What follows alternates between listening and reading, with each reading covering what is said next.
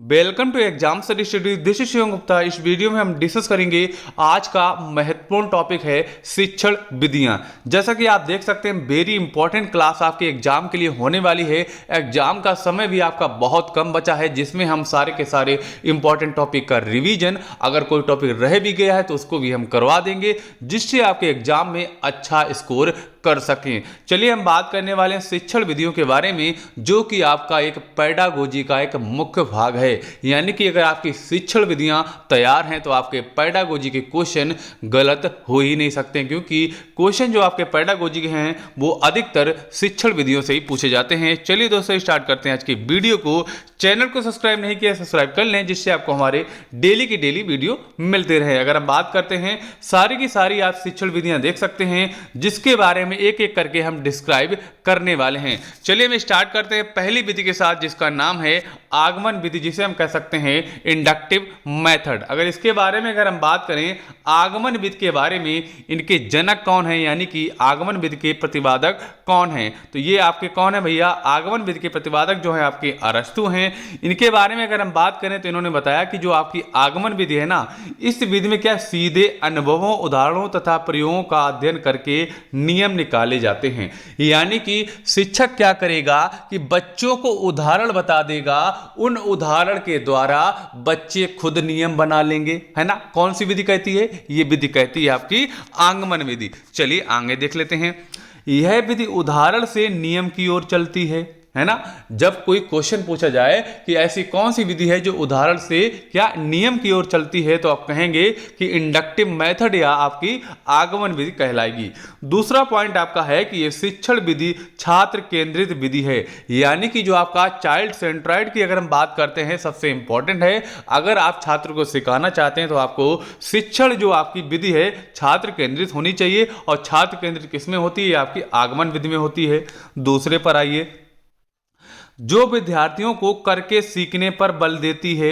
यानी कि क्वेश्चन पूछा जाए, चाहे पूछा जाए कि उदाहरण से नियम की ओर चलती है, यानी कि कह सकते हैं कि एग्जाम्पल टू रूल की ओर चलती है, या फिर अगर हम बात करें चाइल्ड सेंट्राइड की बात करें या छात्र केंद्रित की बात करें, यानी कि ऐसी विधि जो छात्र को करके सीखने पर बल देती है। ये तीनों के तीनों पॉइंट जाएंगे हमारे आगमन विधि की तरफ जाएंगे। आपको ऐसा क्वेश्चन मिल जाएगा तो आपको हमेशा ही करना है आगमन विधि, या फिर आपको क्वेश्चन मिलेगा आगमन विधि का इसमें से ऑप्शन बताएं, तो इसमें से कोई ना कोई आपको ऑप्शन मिल जाएगा पॉइंट में, वही आपका सही हो जाएगा। चलिए आगे देख लेते हैं। आगमन विधि की अगर हम आगे बात करें तो इस विधि में तर्क करते हुए, है ना, इस विधि में तर्क करते हुए क्या है, स्थूल से सूक्ष्म की ओर चलती है। जो विधि है क्या है, स्थूल से सूक्ष्म की ओर चलती है। कौन सी विधि है, ये आपकी भैया आगमन विधि है। दूसरा पॉइंट आपका इंपॉर्टेंट दिया है कि ज्ञात से अज्ञात की ओर जो कौन सी विधि जाती है, ये आपकी विधि जाती है आगमन विधि, है ना। तीसरा पॉइंट आपका बनने वाला इसमें है कि मूर्त से अमूर्त की ओर आगे बढ़ता है। कौन सी विधि बढ़ती है भैया, आगमन विधि है, क्योंकि इसमें क्या है कि पहले अध्यापक ने क्या उदाहरण दे दिया और बच्चा उससे क्या खुद नियम बना लेगा। कोई भी प्रकार का उदाहरण हो सकता है, बच्चे को क्या है उस उदाहरण के द्वारा उसकी परिभाषा या उसका नियम बनाना है। ये किसमें है, ये आपका आगमन विधि में है। आगे चलते हैं। आगे आपकी है निगमन विधि, यानी कि हम कह सकते हैं इसको कहेंगे डिडक्टिव मेथड। यानी कि अगर हम इंडक्टिव का उल्टा, यानी कि आगमन का उल्टी जो है, यानी कि विलोम कह सकते हैं, विपरीत कह सकते हैं, उसको कहेंगे निगमन विधि। यानी कि जो आगमन में होता है उसका जो उल्टा यानी कि विपरीत होगा वही निगमन कहलाएगी। चलिए देख लेते हैं इसके भी जनक कौन है, इसकी बात करते हैं। यानी कि निगमन विधि के प्रतिपादक या जनक जो आपके हैं कौन है, अरस्तु हैं, है ना, याद रखिएगा कौन है, अरस्तु हैं। आगे चलते हैं, अगर हम बात करेंगे तो यह विधि नियम से उदाहरण की ओर चलती है। इसमें क्या होगा कि अध्यापक क्या करेगा भैया, पहले नियम बताएगा, उसके बाद क्या चलेगा, उदाहरण चलेगा। यानी कि आगमन में था पहले उदाहरण, लेकिन निगमन में कि भैया क्या है कि पहले नियम और बाद में उदाहरण। इस विधि में सर्वप्रथम विद्यार्थियों को क्या है, नियमों का ज्ञान दे दिया जाता है। जैसे कि बात करो, आप कोई भी आपको क्या है सेंटेंस पढ़ाया गया, जैसे प्रेजेंट एंड डेफिनेट टेंस, उसकी परिभाषा बता दी गई और बाद में कह दिया गया भैया कि राम खाना बनाता है, सीता खाना बनाती है या राम स्कूल जाता है, बाद में उदाहरण दे दिया गया है ना। तो ये विधि कौन सी है, ये आपकी विधि निगमन विधि है। आगे चलते हैं। आगे अगर हम देखेंगे निगमन विधि में इसके पश्चात उदाहरण देकर उन नियमों को समझाया जाता है। यह विधि एक शिक्षक केंद्रित विधि कहलाती है। यानी कि अगर हम बात करेंगे, बाल केंद्रित थी आपकी आगमन विधि, लेकिन निगमन विधि उल्टी है ना, तो क्या हो जाएगा, शिक्षक केंद्रित है। इसमें शिक्षक ही सारे नियम सिखाते हैं। निगमन विधि आगमन विधि के ठीक विपरीत कार्य करती है ना। क्या है कि इसमें शिक्षक ही सारे नियम सिखाते हैं, निगमन विधि आगमन विधि के ठीक विपरीत, अभी आपको बताया था कि विपरीत कार्य करती है। अगर बात की जाए क्वेश्चन की कि निगमन और आगमन विधि में सबसे अच्छी जो विधि कौन सी है जो बालक के विकास की ओर अग्रसर हो सके, तो आप हमेशा सही करेंगे कि आगमन विधि, क्योंकि आगमन जो है बाल केंद्रित है और बाल केंद्रित को ही हमेशा क्या है, सर्वोपरि माना जाएगा, ना कि शिक्षक केंद्रित को। आगे चलते हैं। आगे अगर हम इसमें बात करेंगे, जैसा कि अभी हमने आपको पढ़ाया था आगमन विधि में, उसमें क्या था कि स्थूल से सूक्ष्म की ओर था, लेकिन क्या है निगमन में उल्टा हो जाएगा। तो उल्टा क्या है कि सूक्ष्म से स्थूल की ओर, और उसमें था ज्ञात से अज्ञात, इसमें हो जाएगा अज्ञात से ज्ञात की ओर, नियम से उदाहरण की ओर, यानी कि इसमें पहले नियम और बाद में उदाहरण की ओर बढ़ते हैं। और इसमें क्या हो जाएगा, अमूर्त से मूर्त, उसमें क्या था, मूर्त से अमूर्त। ये आपकी हो गई निगमन विधि। चलिए आगे चलते हैं। आगे आपकी विधि है प्रोजेक्ट विधि, है ना। प्रोजेक्ट विधि की अगर हम बात करते हैं तो इसके प्रतिपादक कौन है, इसके प्रतिपादक की अगर बात करते हैं प्रोजेक्ट विधि की, तो इसके प्रतिपादक हैं किलपैट्रिक। कौन, किलपैट्रिक। याद रखिएगा, काफी बार क्वेश्चन पूछा जा चुका है। अगर हम बात करेंगे यह विधि कैसी है, यह विधि जो है अनुभव केंद्रित होती है। कैसी होती है, यह विधि अनुभव केंद्रित होती है। यह बालकों के सामाजिकरण पर विशेष बल देती है ना, क्योंकि इसमें क्या है, बालक साथ साथ रहकर सीखते हैं, एक परिवार को ग्रुप बनाकर रहते हैं, यानी कि क्लास में एक परिवार सा बना लेते हैं, उस तरीके से अपने अनुभवों को क्या है शेयर करते हैं। आगे देखते हैं। इस विधि में विद्यार्थी स्वतंत्र रूप से कार्य करता है एवं अपनी समस्याओं को हल अपने स्वयं के विचारों के आधार पर करता है। क्या करेगा, इसमें क्या है, विद्यार्थियों को स्वतंत्र ढील दिया जाता है, यानी कि उसको अपने स्वयं के विचारों पर क्या है, स्वतंत्र कर दिया जाता है और समस्याओं को हल करने की कोशिश अपने स्वयं के आधार पर करता है। आगे चलेंगे। यह एक बाल केंद्रित शिक्षा है ना, यानी कि कह सकते हैं कि आगमन की तरह ये भी एक क्या है, बाल केंद्रित शिक्षा है। कौन सी, प्रोजेक्ट विधि। इस विधि में विद्यार्थी सक्रिय और क्रियाशील रहते हैं, समूह में रहकर कार्य करना सीखते हैं और इससे उनमें आत्मविश्वास भी पैदा होता है। यानी कि बच्चे जो है क्या है, एक समूह में रहते हैं। आपको बताया था क्लास में क्या है, एक समूह में कार्य करते रहेंगे और उनके विचार स्वतंत्र रहेंगे, बच्चे भी क्या है, स्वतंत्र रहेंगे और बाल केंद्रित शिक्षा होगी। आगे चलेंगे। आगे हम बात करने वाले हैं प्रत्यक्ष यानी कि डायरेक्ट मेथड के बारे में।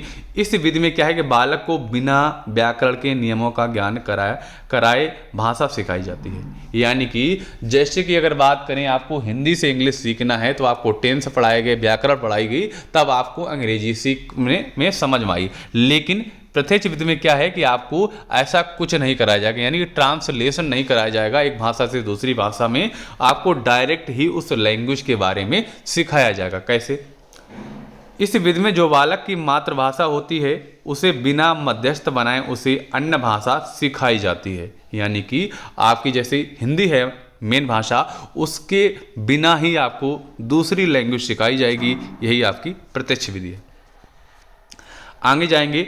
इस विधि में वार्तालाप के माध्यम से अधिक सीखने पर बल दिया जाता है। किसके, वार्तालाप के माध्यम से, यानी कि अगर हम बात करें कम्युनिकेशन या कह सकते हैं कि संप्रेषण के माध्यम से क्या है, अधिक से अधिक जो बातें हैं सिखाने या विधि सिखाने का काम किया जाता है, जिससे वह प्राकृतिक रूप से सीख सकें। यानी कि अगर हम बात करेंगे, जैसे कि कोई व्यक्ति है ना, अगर वो क्या कह सकते हैं कि यूपी में रहता है, वो हिंदी जानता है, वो चला गया आंध्र प्रदेश साइड, यानी कि तमिल तेलुगु उधर बोली जाती है, तो क्या करेगा, उन लोगों से वो डायरेक्ट बात करता है, तो वो क्या करता है, बिना हिंदी की सहायता लिए हुए क्या है, वो दूसरी लैंग्वेज सीख जाता है। कैसे सीखता है, डायरेक्ट मेथड से सीखता है ना। तो वही इसमें समझाया गया है, जिससे क्या हुआ, प्राकृतिक रूप से सीख सकें। इस विधि में श्रव्य दृश्य सामग्री का प्रयोग किया जाता है। कह सकते हैं चाहे आपका प्रोजेक्टर हो गया, मोबाइल फोन हो गया, लैपटॉप हो गया, टीवी हो गई, इन सभी का यानी कि जिसमें क्या है, आपका चित्र भी दिखाई सके और आपकी आवाज़ भी आए, ऐसे सामग्री का प्रयोग किया जा सकता है,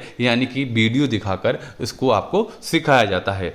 प्राथमिक कक्षाओं में हेतु यह विधि अत्यधिक उपयोगी है। अगर बात करेंगे प्राइमरी लेवल पर, यह विधि बहुत ज़्यादा इम्पॉर्टेंट मानी गई है। आगे चलते हैं। अब हम बात करने वाले हैं विश्लेषण विधि के बारे में, जिसे कह सकते हैं एनालिसिस मेथड, यानी कि इसमें एनालिसिस किया जाएगा। विश्लेषण विधि की अगर बात करते हैं, इसके प्रतिपादक की अगर हम बात करेंगे तो कौन है, हेनरी एडवर्ड आर्मस्ट्रांग जो हैं, कौन है ये के विश्लेषण विधि के प्रतिपादक हैं, हेनरी एडवर्ड आर्मस्ट्रांग। आगे चलेंगे। अगर हम विश्लेषण की बात करें तो इस विधि में समस्या को छोटे छोटे भागों में बांटकर उनका अध्ययन व समीक्षा करते हुए उसे हल किया जाता है। यानी कि कोई समस्या है बड़ी, तो उसको क्या किया कि हमने छोटे छोटे में पार्ट कर लिया और उसको एक छोटे छोटे को पार्ट को हल करके समीक्षा करके इसको क्या है, हल कर सकते हैं। यानी कि हम कह सकते हैं कि किसी के पास बहुत सारा काम है, तो क्या करेगा, उन कामों को थोड़े थोड़े भागों में बांट लिया और उसको धीरे धीरे वो निपटा लेगा, है ना। अगर सारा करेगा तो वो नहीं कर पाएगा, यानी कि उसको अपने टारगेट को छोटा छोटा बना के, यानी कि अगर आपको क्या करना है, अपने लाइफ में कोई गोल बनाना है, तो गोल में क्या है, आपको कामों को छोटा छोटा बांट देना है, फिर आपको उसमें क्या है, गोल के प्रति छोटे छोटे काम को सोल्व करते हुए आप बड़ा गोल प्राप्त कर सकते हैं। उसी प्रकार विश्लेषण विधि में एनालिसिस किया जाता है। आगे चलेंगे। अब हम बात करने वाले हैं संश्लेषण विधि के बारे में, है ना। संश्लेषण क्या है, संश्लेषण विधि के जनक कौन है, वही है यानी कि जो आपके विश्लेषण के थे, जिनका नाम क्या है, नाम है हेनरी एडवर्ड आर्मस्ट्रांग। यानी कि ये भी हम कह सकते हैं कि विश्लेषण की उल्टी आपकी जो है, यानी कि विपरीत जो है, वो संश्लेषण विधि कहलाती है। आगे चलेंगे। विश्लेषण कर लेने के पश्चात ही संश्लेषण का कार्य होता है। यानी कि कहेंगे जैसे ही आपने विश्लेषण कर लिया, उसके बाद आपका संश्लेषण का जो कार्य स्टार्ट हो जाता है। इस विधि में किसी समस्या या गतिविधि के छोटे भागों को जोड़ते हुए समस्या का हल किया जाता है। जैसे कि आपने क्या किया, संश्लेषण कर लिया, यानी कि संश्लेषण में क्या किया, आपने छोटे छोटे भागों को तोड़ा था ना, तो ही तोड़ा था ना, वही आपने क्या किया, विश्लेषण में आपने तोड़ा था। यानी कि कह सकते हैं कि विश्लेषण में आपने छोटे छोटे भागों को तोड़ा था, संश्लेषण में वही छोटे छोटे भागों को आपको जोड़ के समस्या को हल कर देना है ना। कितना ईजी है। क्या किया कि विश्लेषण में हमने छोटे छोटे भागों को तोड़ा और संश्लेषण में उन्हीं भागों को जोड़ के समस्या का हल कर दिया। तो यानी कि कह सकते हैं कि विश्लेषण और संश्लेषण एक दूसरे के पूरक हैं, यानी कि विश्लेषण करने के पश्चात आपका संश्लेषण का कार्य स्टार्ट होता है ना। कह सकते हैं कि कहेंगे संश्लेषण में जोड़ना और विश्लेषण में तोड़ना, यानी कि विपरीत हो गया। आगे चलते हैं।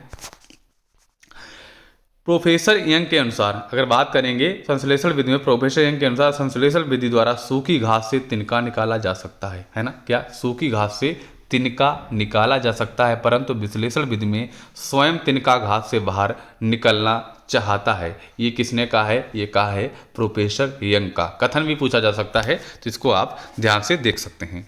आगे बात करेंगे अनुकरण विधि के बारे में, है ना। तो अगर हम बात करेंगे सिमुलेशन मेथड के बारे में, अगर बात करें अनुकरण के बारे में, तो इस विधि में बालक अनुकरण करके सीखता है। यानी कि जैसे कि अगर घर में भी देखो कि बालक घर में कौन क्या कर रहा है, तो उनके देखे हुए कार्य को बालक दोहराता है ना। तो उसी तरीके से क्लास में जो बच्चा है क्या है, शिक्षक के कार्य को दोहराएगा।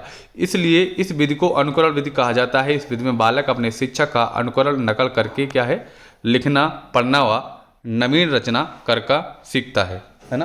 किसमें होता है, ये आपका होता है अनुकरण विधि में, है ना। किसमें होता है, अनुकरण विधि में क्या है, बालक एक दूसरे की कॉपी करेगा, यानी कि शिक्षक की कॉपी करके आगे करना सीखता है, लिखना पढ़ना भी सीखता है।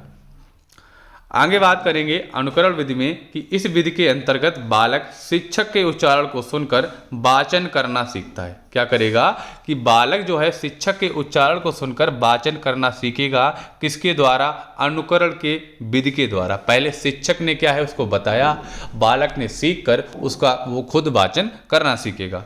पहले शिक्षक बोलता है, फिर बच्चे उसका अनुसरण करते हैं। एक तरीके से ये भी बोल सकते हैं कि बालक में कक्षा में कोई कविता भी सुनाई जा रही है, शिक्षक आगे से कोई वर्ड को दोहरा रहा है, उसके बाद बच्चे भी बोलते हैं। एक तरीके से आपने देखा होगा बच्चों में इस तरीके से पढ़ाई भी की जाती है ना। चलेंगे नेक्स्ट पर। नेक्स्ट आपका है व्याख्यान विधि। व्याख्यान यानी कि लेक्चर मेथड की बात करते हैं तो ये मेथड आपकी इस समय की अगर बात करते हैं तो बालकों को ये एक पुराना मेथड है। व्याख्यान विधि में किसी तथ्य विषय की व्याख्या की जाती है। व्याख्यान विधि को शिक्षण का सबसे प्राचीन विधि माना जाता है, यानी कि ये विधि कौन सी है, प्राचीन है। व्याख्यान में जो क्या है कि बच्चे थोड़े हैं सक्रिय कम होते हैं, यानी कि इसमें क्या है, एक बोल सकते हैं जो शिक्षा जो आपकी है व्याख्यान विधि, ये शिक्षक सेंट्राइड होती है, एक तरीके से टीचर सेंट्राइड बोल सकते हैं, बाल केंद्रित नहीं होती है ना। आगे चलते हैं। एक प्राचीन मेथड भी है। इस विधि में शिक्षक की भूमिका प्रमुख होती है, इसलिए इसे शिक्षक केंद्रित शिक्षण विधि मानी जाती है, जिसमें क्या है आपके बालकों का भला बहुत कम होता है, इसलिए इसमें इसको ज़्यादा ध्यान नहीं दिया जाता है।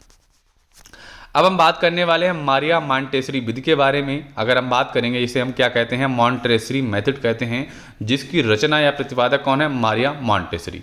मारिया मॉन्टेसरी इटली की एक क्या है, चिकित्सक तथा शिक्षा शास्त्री थे, है ना। कौन, मारिया मॉन्टेसरी। और इनके बारे में अगर बात करें यानी कि शिक्षा शास्त्री थी ये, और जिनके नाम से शिक्षा की मॉन्टेसरी पद्धति प्रसिद्ध है ना। यानी कि इनके नाम ही क्या है, मॉन्टेसरी मेथड, और इसके प्रतिपादक कौन है, मारिया मॉन्टेसरी। यह पद्धति 2.5 वर्ष से 6 वर्ष तक के बच्चों हेतु प्रयोग में ली जाने वाली पद्धति। अगर बात करेंगे पद्धति क्या है कि 2.5 वर्ष के जो बच्चे हैं तब से स्टार्ट हो जाती है, 6 वर्ष तक के बच्चों तक ये पद्धति काम की जाती है, किसके, बच्चों को सिखाने के लिए। आगे चलेंगे। इसका जो विकास है डॉक्टर मारिया द्वारा रूस विश्वविद्यालय में मंदबुद्धि बालकों की चिकित्सा हेतु उनकी शिक्षा हेतु किया गया, है ना। अगर बात करेंगे जो मंदबुद्धि के बालक थे और कहाँ के थे, रूस का विश्वविद्यालय था, उनके लिए क्या है, मारिया मॉन्टेसरी का विधि का प्रयोग किया गया, जो कुछ समय बाद सामान्य बुद्धि के बालकों के लिए भी शिक्षा में उपयोग में लाई गई। पहले कब स्टार्ट किया गया, मंदबुद्धि बालकों के लिए स्टार्ट किया गया, बाद में सामान्य बालकों के लिए भी ये विधि क्या है, यूज होने लगी। आगे चलेंगे। आगे हम बात करेंगे डाल्टन विधि के बारे में। अगर हम डाल्टन की बात करें, डाल्टन लॉ की बात करें, तो डाल्टन विधि के प्रतिपादक जो है कौन है, कुमारी हेलन पार्क्स। कौन है, कुमारी हेलन पार्क्स जो है आपकी हैं, ये डाल्टन विधि के प्रतिपादक हैं। तो इनके प्रतिपादक आप ध्यान से देख लीजिएगा, क्योंकि क्वेश्चन आपका प्रतिपादक से भी पूछा जा सकता है। आगे चलेंगे। आगे अगर हम बात करें इसमें विधि में क्या है, एक अध्यापक द्वारा छात्रों को कुछ निर्धारित कार्य कह सकते हैं असाइनमेंट के रूप में दिए जाते हैं, जिन्हें विद्यार्थियों को दिए हुए समय के भीतर करके देना होता है। तो इसमें क्या है, डाल्टन विधि में क्या है कि अध्यापक है उसको कोई कार्य देगा, कह सकते हैं कि असाइनमेंट देगा, असाइनमेंट को उसको बताए हुए यानी कि जो समय बताया गया है उसके अंदर उसको करके देना होता है। कौन सी विधि है, ये आपकी डाल्टन विधि कहलाती है। आगे चलेंगे। लास्ट विधि की अगर हम बात करेंगे जिसका नाम है भाषा संसर्ग विधि, जिसे हम कह सकते हैं लैंग्वेज इनकॉन्फर्मेशन मेथड, यानी कि लैंग्वेज इनकॉर्पोरेशन मेथड की अगर बात करेंगे जिसे भाषा संसर्ग विधि कहेंगे, यह एक व्याकरण शिक्षण विधि है। यानी कौन सी विधि है, व्याकरण शिक्षण विधि है। अगर आगे बात करें तो क्या है कि इस विधि में क्या है, अगर इसके आगे हम बात करें तो इस विधि में रचनाओं के माध्यम से व्याकरण का ज्ञान दिया जाता है। किसके माध्यम से, रचनाओं के माध्यम से। आगे बात करें तो प्राथमिक कक्षाओं में हेतु ये विधि काम में ली जाती है, किसमें, प्राइमरी लेवल पर ये विधि प्रयोग की जाती है।